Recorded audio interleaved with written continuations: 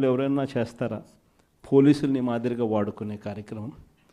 రామగిరి మండలం మన అనంతపురం జిల్లాలో ఇక్కడ కూడా ఆశ్చర్యకరమైన విషయం. ఉన్నటి ఎన్ని ఎంపీటీసీలు అంటే 9 మనం గెలిస్తే వాళ్ళు 1 గెలిచినారు. అనంతపురం జిల్లాలో రామగిరి అనే మండలంలో ఈ కాన్స్టిట్యున్సీలో 10 ఉంటే వాళ్ళు 1, 9 మనకు. ఎవరు గెలిచాలి? యాక్చువల్గా మన వాళ్ళే గెలవాలి కదా, సంఖ్యాపరంగా చూసినా ఏం పరంగా చూసినా. కానీ పరిస్థితి ఏమిటి చూస్తే అక్కడ ఎస్ఐ మన ఎంపీటీసీలందరినీ కూడా ప్రయాణం చేస్తూ ఉన్నా ఏకంగా పోలీస్ ప్రొటెక్షన్ ఇచ్చి నేను తీసుకపోతాను మీ ఎంపీటీసీలందరినీ అని చెప్పి ఆయనే పోలీస్ ప్రొటెక్షన్ ఇచ్చినట్టుగా బిల్డప్ ఇచ్చి కనీసం ఆయన తీసుకుపోతున్నాడు అంటే దారి మళ్ళిస్తాడు. దారి మళ్ళించి ఆయన కిడ్నాప్ స్వయంగా చేస్తాడు. చేసి అక్కడ వీడియో కాల్ పెడతాడు. తెలుగుదేశం పార్టీ ఎమ్మెల్యేతో వీడియో కాల్.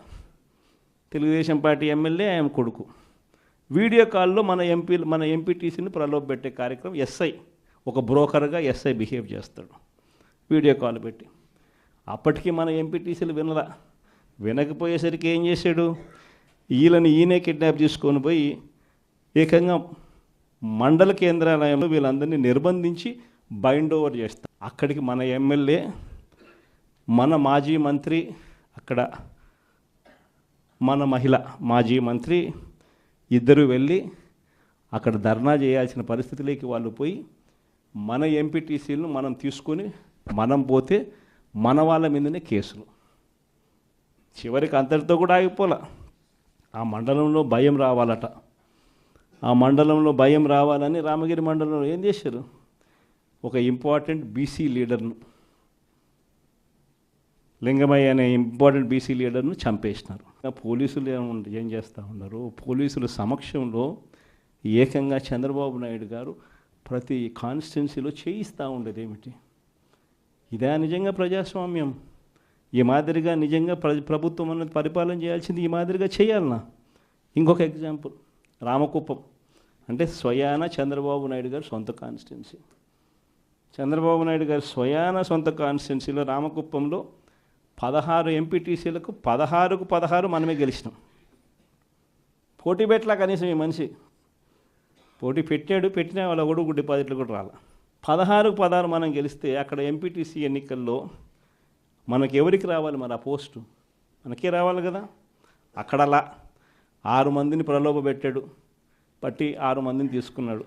సరే 6 మందిని ప్రలోభ పెట్టి తీసుకుపోయినా కానీ మిగిలిన 9 మంది మనం మిగిలిన ఒకరేదో చనిపోవడమో అనర్హత జరిగింది.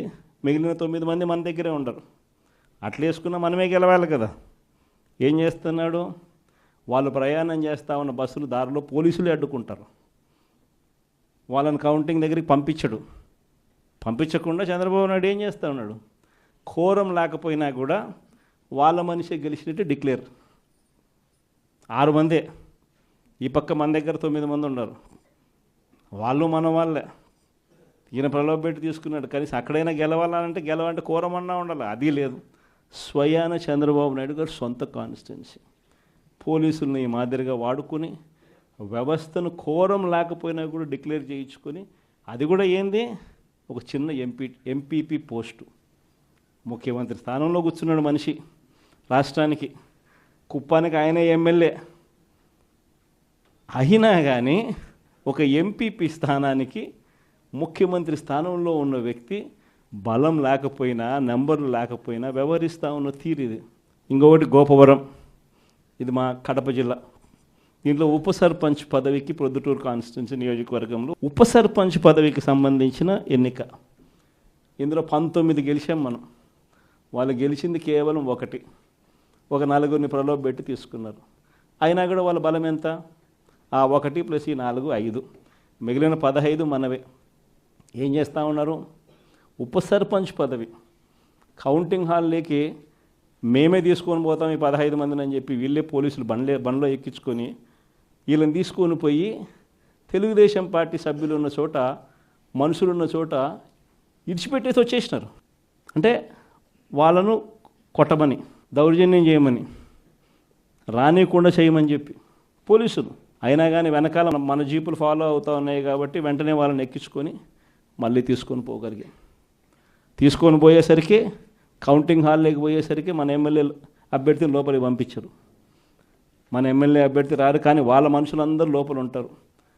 అక్కడ ఇంకా నకిలీ వార్డు మెంబర్లతో ఐడి కార్డులు క్రియేట్ చేసి ఎన్నికల అధికారి లాస్ట్కి అది నకిలీ, ఇవి మేము ఒప్పుకోము అని చెప్తే ఎన్నిక వాయిదా జరిగింది. అది మళ్ళా రెండో రోజు మళ్ళీ ఎన్నికకి పిలిచినారు. రెండో రోజు మళ్ళీ ఎన్నికకి వెళ్ళిపోతే రెండో రోజు ఏమంటాడు, ఎన్నికల అధికారి గుండెపోటు అంట. మళ్ళీ వాయిదా. బలం లేనప్పుడు ఇవన్నీ చేస్తూ ఉండరు. నేను చెప్తా ఉన్నా, ఎన్ని ఎగ్జాంపుల్స్ ఏదైతే చూస్తూ ఉన్నాం. ఇంకో చోట తుని నియోజకవర్గం 30కి 30 మనమే గెలిచాం. మరి వీళ్ళ దగ్గర నెంబర్లు ఎక్కడున్నాయి, బలం ఎక్కడుంది, ఏముంది? అయినా కానీ వైస్ చైర్మన్ పోస్టు వాళ్ళకే కావాలని చెప్పి ఏకంగా అడ్డంకులు క్రియేట్ చేయడం, వాయిదాల మీద వాయిదాలు వేయించడం, చివరికి ఏ స్థాయిలో భయపెట్టే కార్యక్రమం చేసినారంటే, మున్సిపల్ చైర్మన్ అనే అభ్యర్థి ఆడాయమ మున్సిపల్ చైర్మన్, నాకు ఈ పదవి వద్దు, నీ ప్రభుత్వంలో నాకు ఈ పోస్టు వద్దు అని చెప్పి రిజైన్ చేసి తీసుకోపో చంద్రబాబు అని చెప్పి చెప్పింది. అంటే ఆ స్థాయిలోకి ముఖ్యమంత్రులుగా ఉన్న వ్యక్తులు. ఒక తుని అనేది ఒక చిన్న ప్రాంతం, ఒక మున్సిపాలిటీ. అందులో ఎవడు మున్సిపల్ చైర్మన్ అయితే ముఖ్యమంత్రికి ఏం సంబంధం? ఏమవుతుంది? నువ్వే ముఖ్యమంత్రి స్థానంలో ఉండవు, తునికి ఎమ్మెల్యే కూడా మళ్ళా మీవాడే, ఏం తేడా పడుతుంది? అయినా కూడా ఇది పరిస్థితి. ఇంకొకటి అత్తిలి 20కి మనం గెలిచింది 16, వాళ్ళు గెలిచింది, కూటమి ప్రభుత్వం గెలిచింది 4. ఆ 16లో ఒకడు సమ్ రీజన్ తను డిస్క్వాలిఫై అయినాడు. అంటే 15 మనకు, 4 వాళ్లకు. మరి ఎన్నికలు మనమే గెలవాలి కదా, అందరూ మన దగ్గరనే ఉండరు. చేసి ఎన్నికల అధికారి లాస్ట్కి అది నకిలీ, ఇవి మేము ఒప్పుకోము అని చెప్తే ఎన్నిక వాయిదా. Please subscribe Telugu politics.